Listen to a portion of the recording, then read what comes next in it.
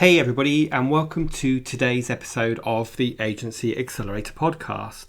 Now, I'm interested to know if you think your agency is an iPad or a reMarkable tablet. Now, if that sounds intriguing, then make sure you carry on listening and learn more about what I mean by that. And I'm also going to give a bit of a bonus by talking about my experience of using a reMarkable tablet. Now, this episode isn't a review episode, but is an episode about niching your agency, which is a topic close to my heart and should be a topic close to your heart.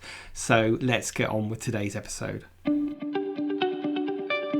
Accelerate your agency's profitable growth with tools, tips, and value-added interviews with your host, agency owner and coach, Rob DaCosta.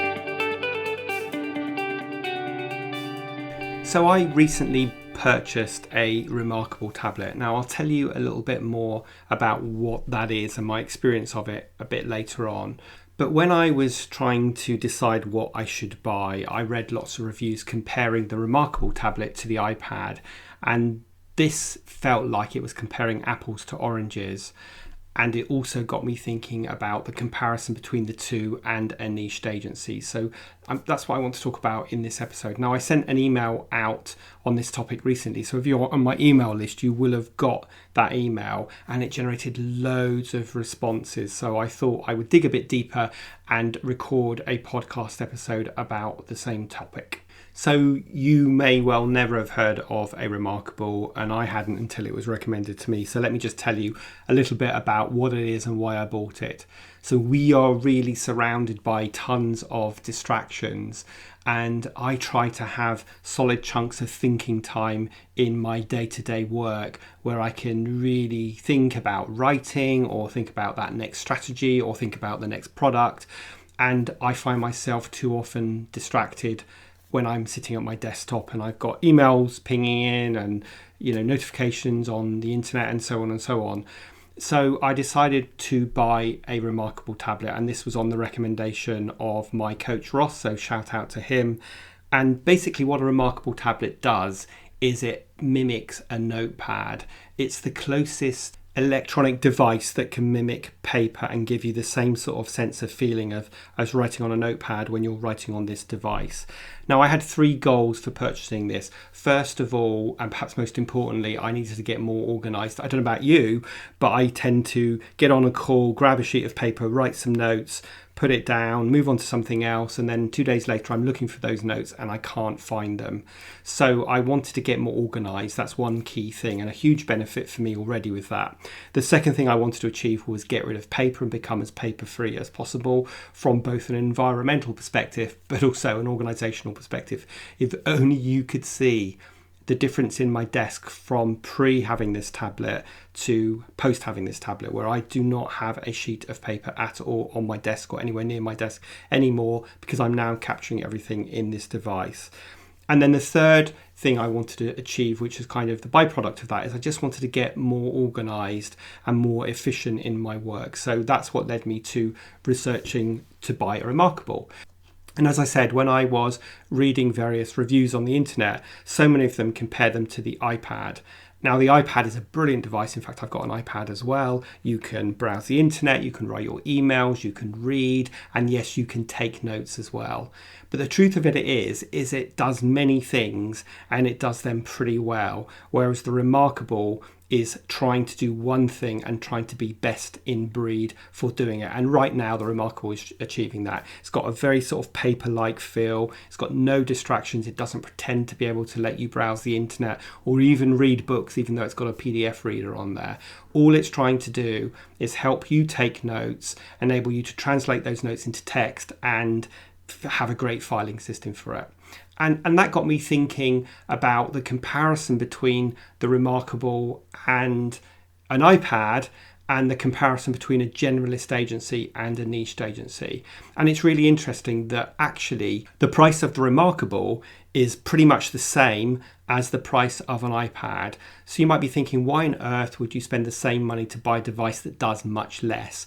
In the same way that you might think, why would you pay a premium to a niche agency? And of course, the answer is that that niche agency just does it better than the generalist. And the niche agency understands exactly what you are trying to achieve and provides you with solutions to achieve that. The niche agency shows that they really understand their client, the market that their client's in, the pains that their client's suffering from, and provides really evident solutions backed by lots of experience. And again, the reMarkable and the iPad are really similar. Like the reMarkable just does one thing and it does it really well. And because of that, I was prepared to pay a premium, as are many other people.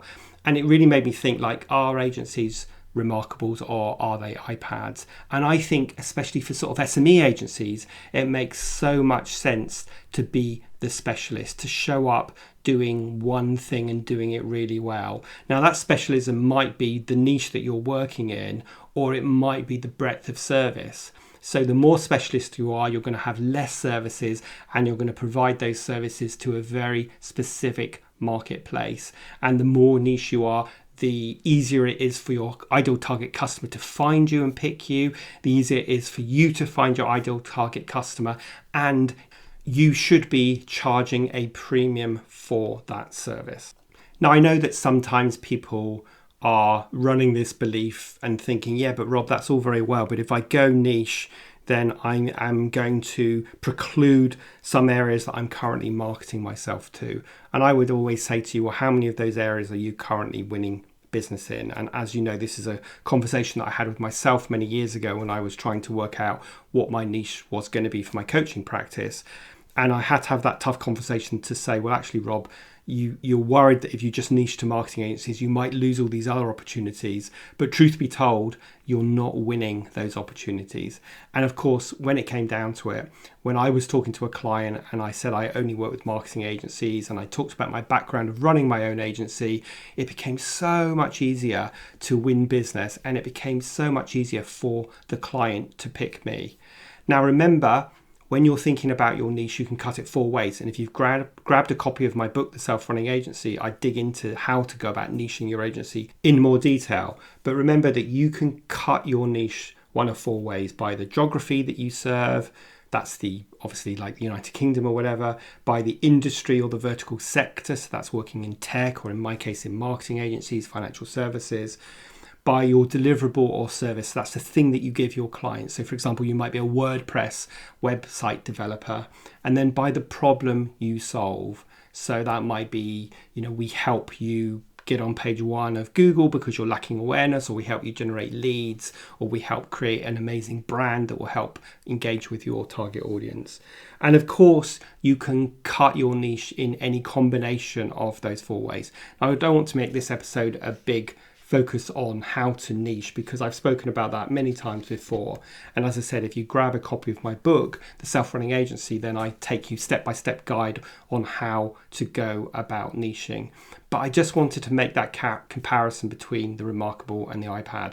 So look, we all know all about an iPad. Probably every single listener who's listening to today's podcast owns an iPad, and you probably use it for multiple tasks like watching videos and reading your emails and maybe reading a book when you're on a train or browsing the internet. You might even use it to take notes, and it does all these things pretty well. But I just want to tell you a little bit about my experience of using the reMarkable, because I bet you're probably not as familiar with the reMarkable as you are with an iPad. Now, the reMarkable is a good success story because I think they are a Norwegian crowd-funded organization that's done really well, and they're now on version 2 of their product. And what the reMarkable does is it gives you the ability to take electronic notes using e-ink. So this is a basically not quite an A4 pad, and I use it to take notes. Like when I'm preparing for this podcast, I've written my notes on there.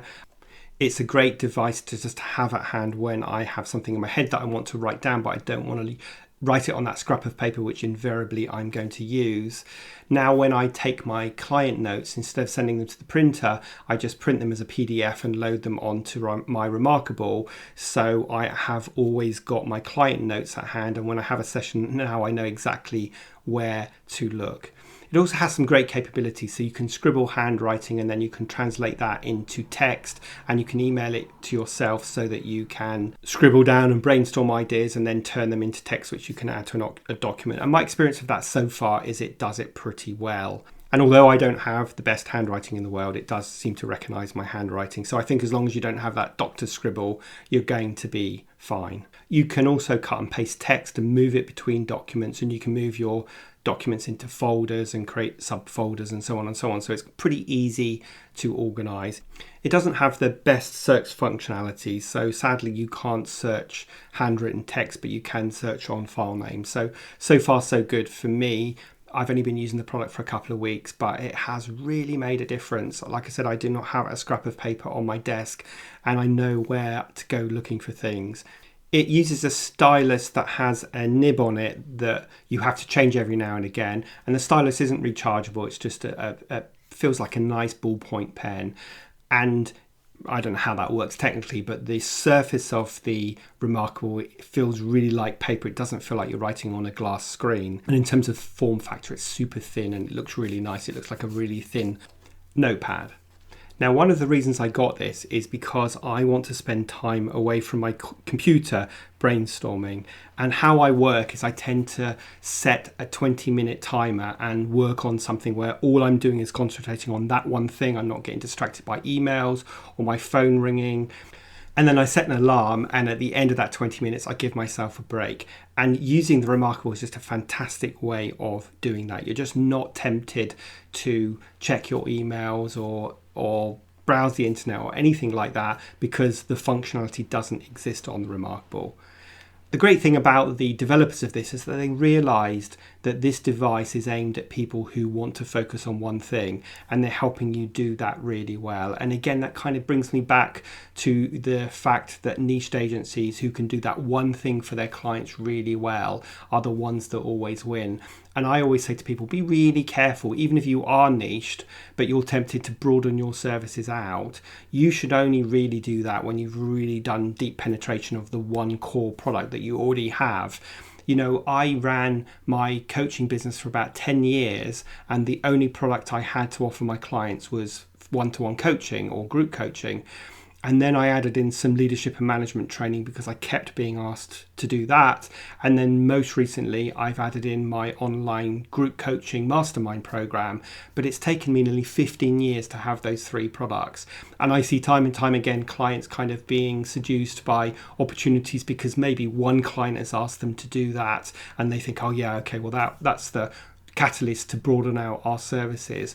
But unless you bring the skills and you put the systems and processes in place to provide those services, those new services in a scalable way, then you're not going to be growing your agency. So I always say to people, be like a reMarkable and keep really focused and do that one thing and do it really well and be the market leader in it before you start thinking about doing other things.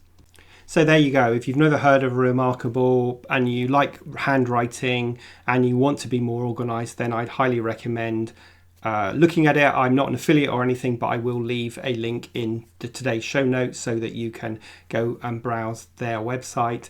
I am going to be doing a more in-depth review, which I'll be posting on my YouTube channel in a couple of weeks' time. So once I've had the reMarkable for a month and I can talk about how it's fitted into my life and give you the pros and cons of it, then I will be running that as a YouTube ad. But in the meantime, I just wanted to record this episode because the email I sent on this topic was really popular, and I posted something on LinkedIn and it got tons of engagement and lots of people asked me about the product, so I thought I would record a podcast episode as well. So I hope you found this useful. Really short episode today. Just wanted to make that comparison.